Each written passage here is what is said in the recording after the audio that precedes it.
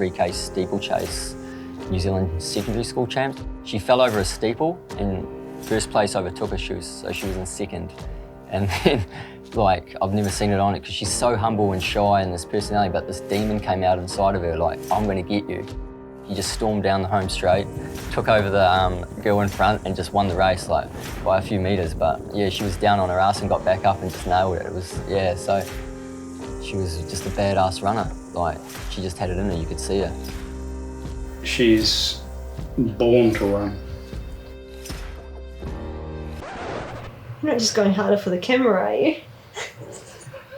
How can you say that? Oh, that's really sore in there. My name's Ruth Croft. I'm 30 years old, and I'm originally from Stillwater, which is just north of Greymouth on the west coast of New Zealand. And I'm not an ultra runner. So the West Coast itself, it's a tough town, you know. It can rain for weeks and it can come out beautiful, and it's like a replication of life. You know, you work through the hard stuff, and when the good times come, you know, you give, you share, and partake in all those fun things. And Ruth's really a replication of that. Her determination comes out through that rainy, stormy weather that we have here, that hard-working mentality, but yet that humble, kind attitude. When the sun comes out and it shines over Greymouth, you know, it's a beautiful, working, hard, harsh town sometimes, but yeah, it's a majestic heaven. So I think it's helped fuel my passion for running and also my drive to succeed.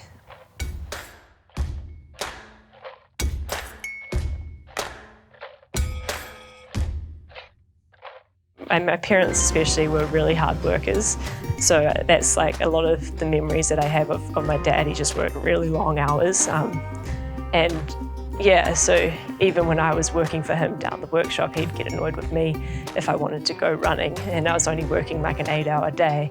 So yeah, that's like competitiveness and hard working is something that I remember from my family growing up. Running started when I was about 14. I started getting more competitive and I got a coach at that time. And then from, I think it was around 15 to 18, I represented New Zealand at the World Mountain Running Champs 3 times, and then also the World Cross Country Champs as a junior, and then the Junior World Athletics Champs.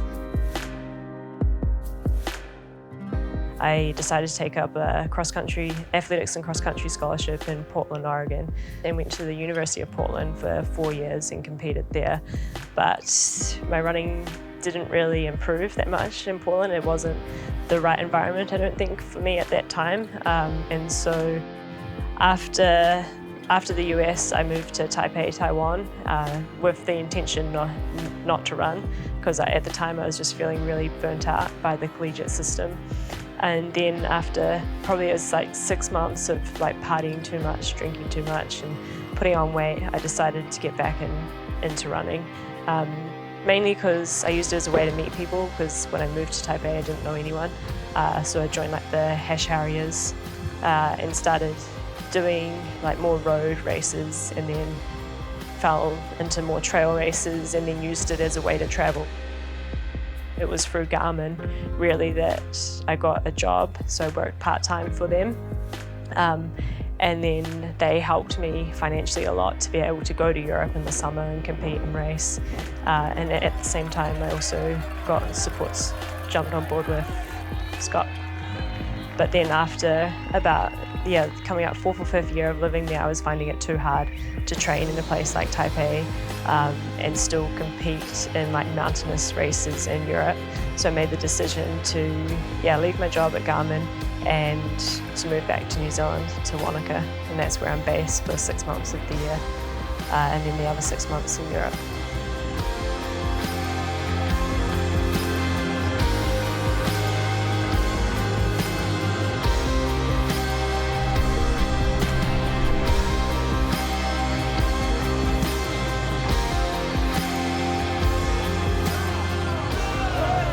I was pretty stoked how they told me it went in 2017, I think it was.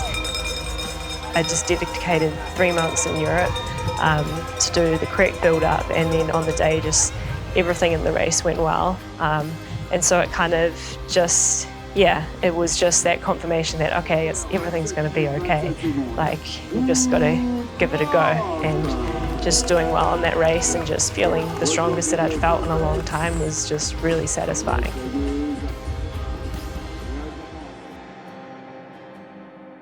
I can't think of one moment where she's even not bragged, but just shown how proud she is of what she achieves. She's just a very beautiful and very humble young woman. But I feel like that's very West Coast. Like, even like Eddie Gray and all those ones, they're very, like, they would never, They're very quiet about their achievements. Yeah, exactly, yeah. I left home when I was 12 years old, and every school holiday I would come back to the coast. And actually, when I was in Christchurch, I ran against a girl in school, and her father got me a coach, but also put me in touch with Eddie Gray. I didn't know at the time, but he got third at the World Cross Country back in, I think it was 1972. When I first met her, she was very light, very slim and light, I wondered how she could actually run at all, really. But she's sort of blossomed out now, hasn't she? Eddie, he lived out in a really small town called Runanga, and so he would take us running up a lot of the old mines and would mark all the trails out, and he would go back and maintain all the trails as well with a machete and not make sure they didn't overgrow. It got organised that I would run with Eddie when I came home, and also Josh Coleman, because on the coast not many people really, if any, run competitively, so it was always good to come home and run with those two. She came over and joined our wee little crew that we had out there. Yeah, so then we started running together and developed a bit of a friendship. That's when I first met her, and she went up that hill, this one up here, first time. And it was a real hot day, a bit like today. But she was only, as I say, she must only been about 15 then. But she stuck in there, and I was quite impressed with her, really. I thought she'd end up probably marathon running or something later on, You see, she had a heap of stamina there, or, hanging in power there, so.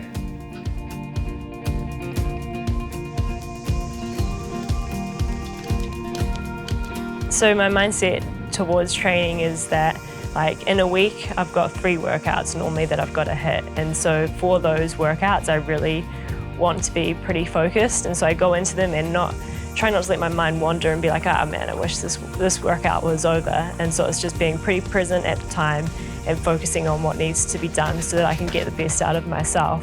And then that's kind of how I approach every main workout within a week.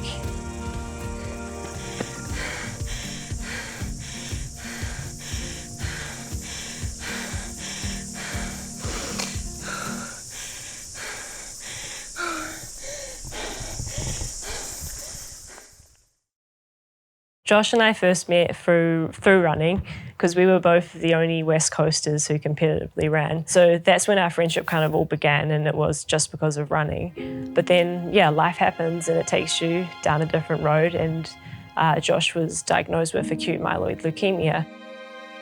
Obviously, when I was diagnosed, I've seen her in different states when, I don't know about talking about that, man. Sorry. Start crying. So I was running quite competitively, and it really consumed my life to a basis. I became essentially an addict to running, competition and placings and things like that. But essentially, I had to change that perspective. It was just ingrained in me to work hard here, and that's what Grandma's about, just working hard and continue the job till it's finished.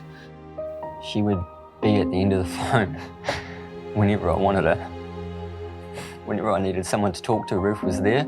She was always there. How are you doing? Just check in.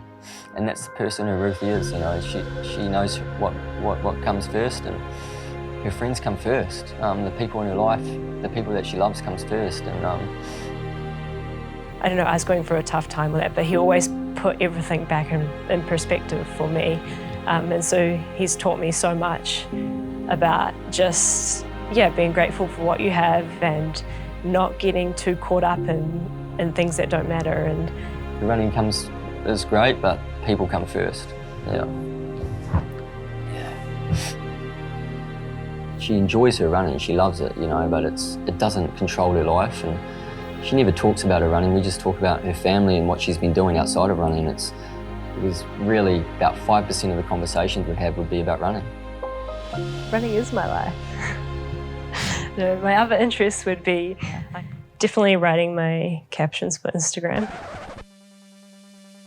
My interests would be meditation. I've started getting a bit more into. I went and did a passing course last year, mountain biking, road biking, and pretty much just anything that can try to get myself out of my comfort zone.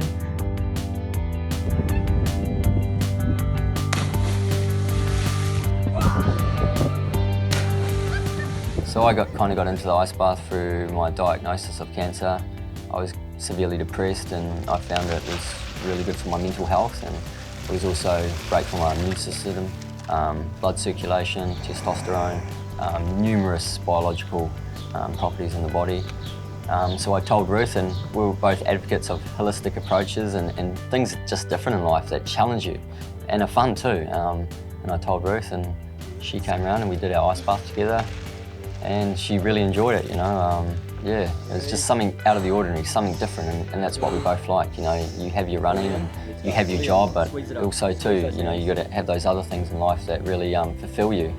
Being comfortable in the uncomfortable. We both like pushing ourselves as young kids, and the ice too for Ruth, I think, is a good wee tool for her. Just to take her mind away from running, away from life, and to just to make herself a bit better. Yeah. So for 2019, I'm going to start the season, going to do the Seoul Marathon in March. And the reason behind that is I just wanted a change in training structure, and there's something about a road marathon you can't really hide behind the time. And so it's just something that was kind of in the back of my mind last year, so we decided to do that this year, and then I'll start the trail season after that. So I'll go to China to do Yarding again, and then one of my main races will be the Trail World Champs. She came home one year and I didn't know who she was, so we didn't make it. So it would be at least 2 years, wouldn't it? Yeah. Maybe 3. She hasn't got extraordinarily heavily muscled calves, but they are nicely complementing the bone structure. Silver medal for New Zealand! Silver medal for Ruth Croft! Congratulations, Ruth! And then I'll start with the Golden Trail Series, do the Mount Blanc Marathon. You're not just an individual, you're part of the coast. And when Ruth leaves and comes back, it's as if she's never left. She's just come back with some amazing successes.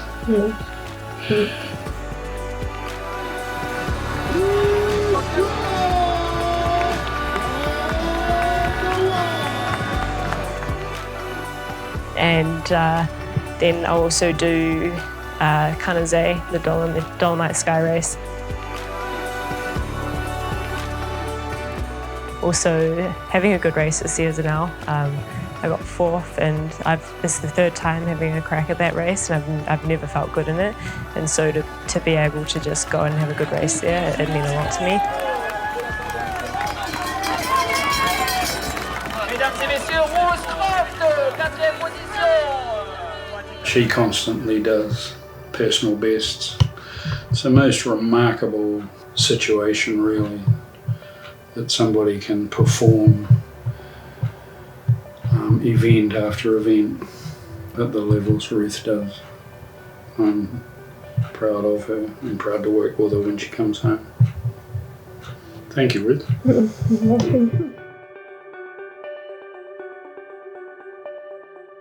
And to tell the truth, she doesn't always tell me that she's won this or won that. She only tells me what I ask.